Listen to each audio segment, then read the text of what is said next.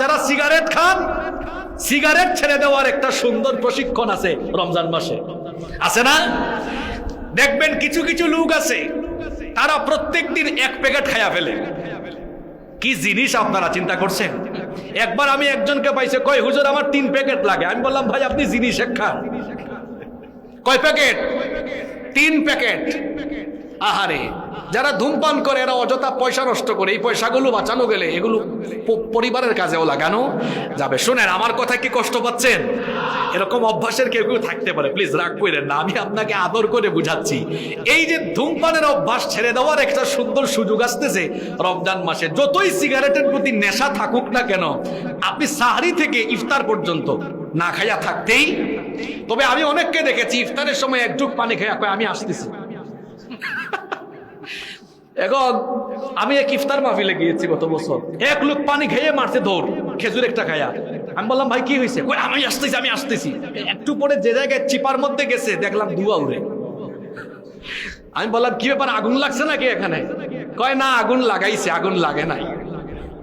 আগুন লাগাইছে, আগুন লাগে নাই। বললাম বুঝি নাই, একটু বুঝাই বলেন। কয় গিয়ে আগুন ধরেছে টানে। কি করে?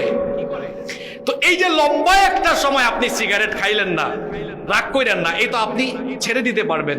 আপনি এক কাজ করেন, এতদিন খাইছেন তো একবারে ছাড়তে পারবেন না। আসেন এভাবে একটা প্ল্যান নেন যে যেহেতু একটা সুযোগ পাইছি রমজান মাসে, আগে খাইতাম দিনে 1 প্যাকেট, এখন আমি প্রথম 5 রমজান ট্রাই করব যে ইফতার থেকে নিয়ে সাহরির আগ পর্যন্ত বেশি হলে 4-5টা খাবো।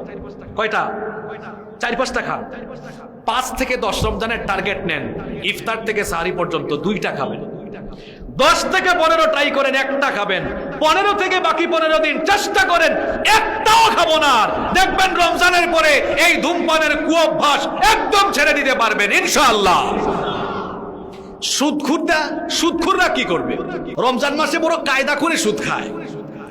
সুদের টাকা যাদেরকে দিয়েছে, এই দিনের বেলা আইসো না, আমি কিন্তু রোজাদার।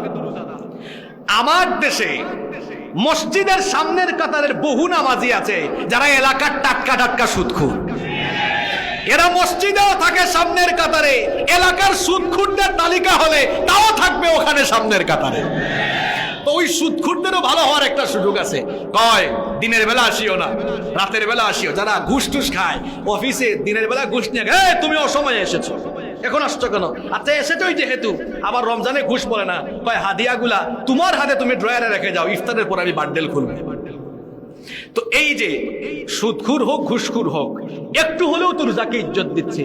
এই জিনিসটাকে যদি সে হৃদয়ঙ্গম করে পরিপূর্ণ সম্মান দিতে গিয়ে তার পাপ থেকে গুনাহ থেকে নিজে বেঁচে থাকার চেষ্টা করে, ইনশাআল্লাহ 1 মাসের প্রশিক্ষণ কোর্সের মাধ্যমে সে আল্লাহওয়ালা মুত্তাকি পরহেজগার আত্মশুদ্ধির মাধ্যমে নিজেকে টাটকা ইমানদার বানানোর সুযোগ পাবে। আলহামদুলিল্লাহ পড়েন।